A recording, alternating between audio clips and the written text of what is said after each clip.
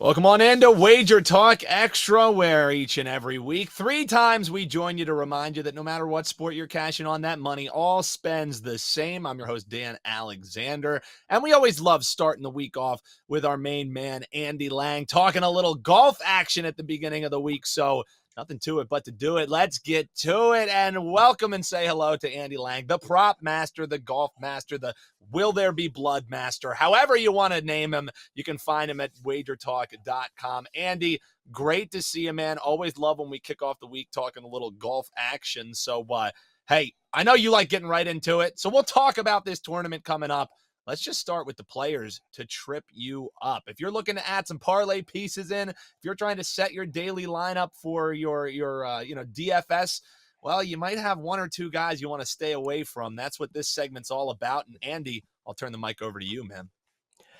Yeah, it's a star-studded field, so we got a lot of big-name players to try and look at fading, and I will start with Jordan Spieth, a fan favorite, and people are going to be very impressed with his 4th-place finish last week. I'm telling you, don't let that fool you. He was plus 1.47 strokes gained around the green. That means he chipped incredibly well. He holed out several long ones.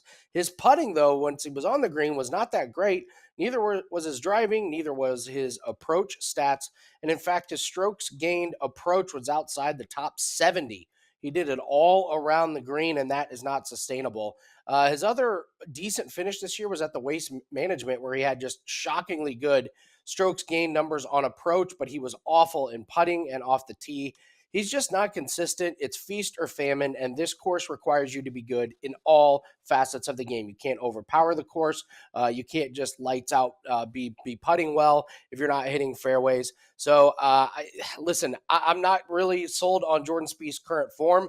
And besides that, Spieth has not finished inside the top 40 here 7 years in a row, and he has 5 missed cuts in those 7 years. He's priced as a top 13 golfer this week. I don't buy it. So my first player that can trip you up is Jordan Spieth. Be careful with him in the head-to-head matchups and DFS. Next, there may not be a bigger name right now than Jon Rahm. I have him listed as a player that can trip you up. He had a terrible week last week and finished 39th. That's not what worries me, though. What worries me is his driving numbers.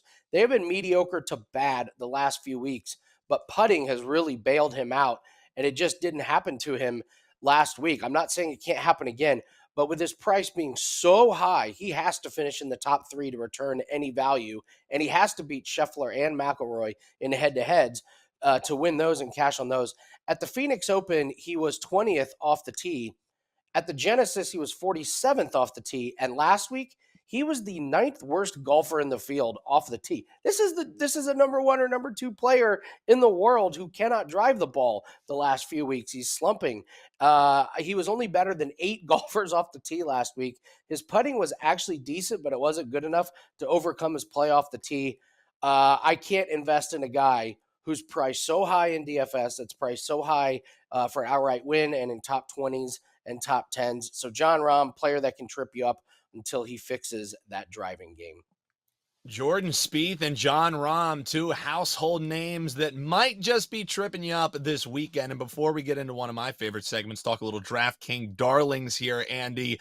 We were talking before we went on, and you said before you bet this tournament, before you bet this event this weekend, there are a couple of things that you need to know about this course and about this event as a whole, one that the players find as a pretty important one throughout the year. So, as you're looking forward to this event, what stands out in your mind that things that bettors should probably be aware of heading in? Okay, this is gonna, people are gonna forget about this. You have to look at last year's results, and you almost have to throw them out the window. So last year, Dan, what happened? We had insane weather.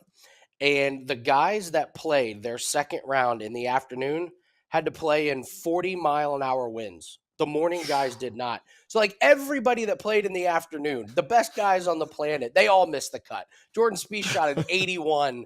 Guys were laughing when they would hit the ball in the air and the ball would just blow off into the water. It was impossible conditions. So people are going to look at last year's results and go, well, that guy missed the cut. He wasn't very good here last year. Well, that's because he played in a hurricane. So you have to really take last year's results with a grain of salt. I kind of have just thrown them out the window. I I don't take anything away from last year. The previous winner is now on the Live Tour in Cameron Smith. So it's just last year's results kind of mean nothing. Also, when you go back a few years, this tournament used to be played in May instead of March, which means the grass has much different texture. So looking at course history can kind of trip people up a little bit on this one, but this is just one of the most iconic courses on the PGA Tour. It's got probably the most famous hole.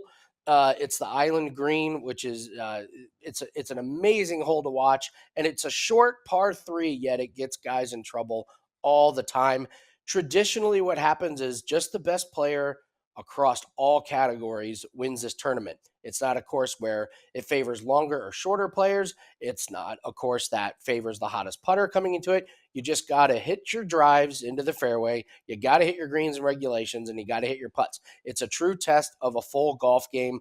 If you want to look at some guys, total strokes gained who are playing really well this year, Jon Rahm, Scheffler, Homa, Day, and Morikawa. That's your top 5 in total strokes gained. So it's a tough course, and you'll see when you look at course history, a lot of these big name guys are not consistent when it comes to top 10 finishes. In fact, the only player that has 2 top 10 finishes in the last 3 years is Brian Harman. Nobody would guess that. There's your golf trivia for the week. Who's the only player? Yes, right. The guy who can't drive the ball very far, and he's left-handed. It just kind of makes no sense. But it does favor the best players who are looking at who's in the best form. And this is why I'm worried about guys like Jon Rahm and Jordan Spieth. You can't just ignore one part of the game and hope they can overcome it with the others. It's a true test. Whoever plays the best across all facets is going to do well this week.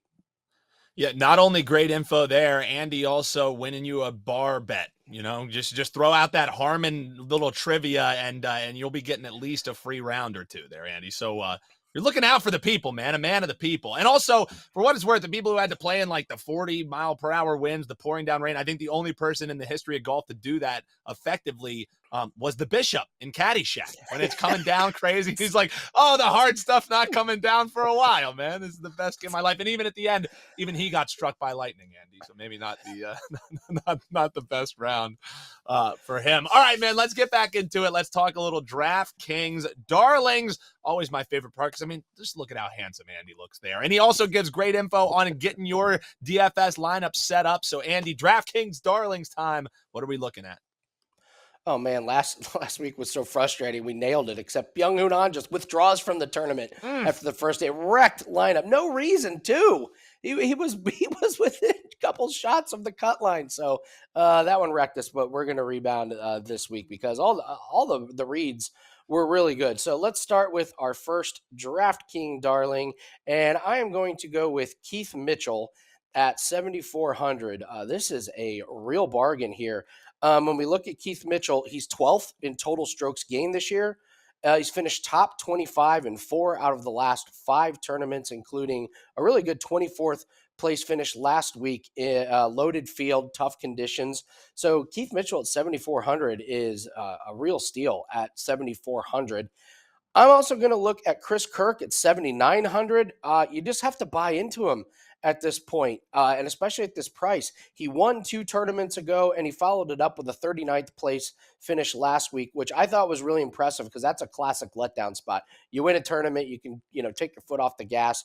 But 7,900 for Chris Kirk. He has 3 top 3 finishes in 2023. So we're seeing some consistency and some really elite potential. So he's got a high ceiling at 7,900. And then your best value of the week is Jason Day at a shocking 8,000.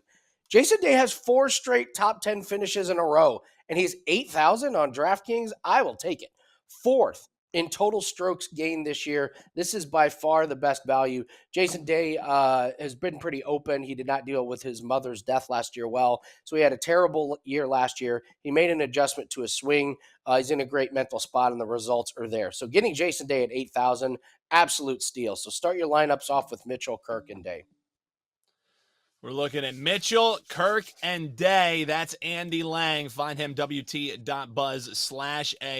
Has a great pack that will be available for this event, but he's got a free play for you before we chat about what else you can find because, man, been a nice start to the year for Andy Lang for sure. It started really heating up in February and it's continued. We'll talk about that in just a second. But first, the people love it when we just peel back the curtain and say, hey, here's something to bet. So Andy has that for you. We got a free play for you, Andy. What are we eyeing as a head-to-head matchup? Let's take a look at Sahith Theegala over Tommy Fleetwood. Sahith Theegala is part of this new wave of younger golfers, and he's really coming into his own.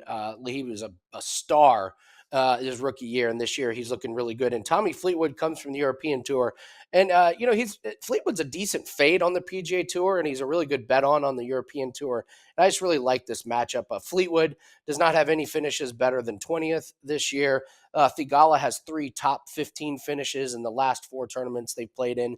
They played in 5 tournaments together. Theegala's 4-1 head to head. And for the season, Sahith Theegala is 19th in total strokes gained. Fleetwood is 73rd.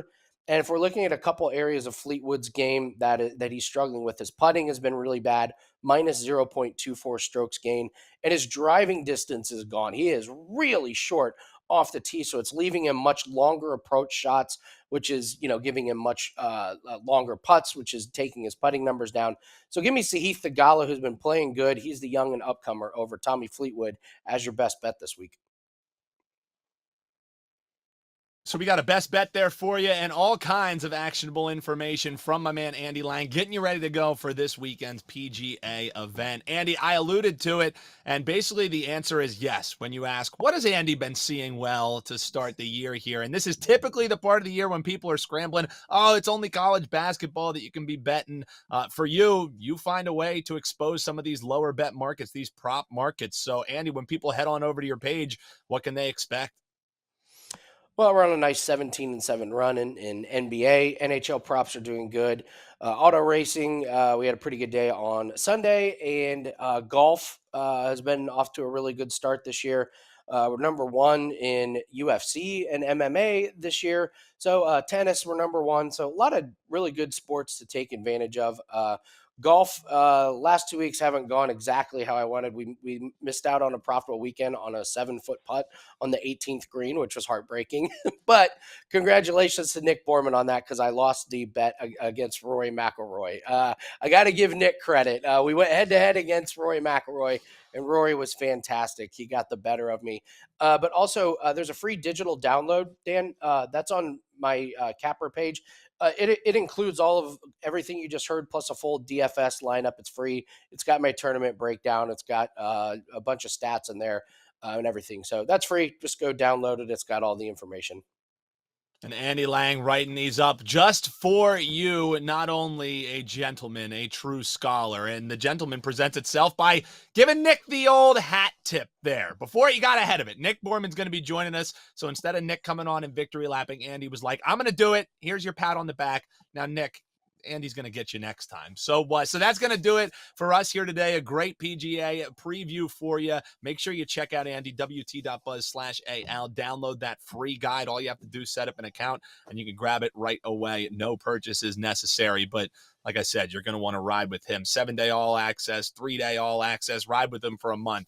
That's one of the guys that I can definitely co-stamp for you. That's going to do it for us here on WagerTalk Extra. I told you Nick Borman's going to be here. He'll be talking this PGA event tomorrow, and then his favorite Irishman, and all our favorite Irishmen, Kevin Dolan, going to talk a little rugby and a little boxing on the show, and Andy Lang will be back to preview the UFC card for this weekend. That's what we have loaded for you the rest of the week. But this is another episode coming to a close. I'm your host, Dan Alexander. Big thanks to Andy Lang. Big thanks to Eric behind the scenes. And we'll see you tomorrow right here on WagerTalk Extra.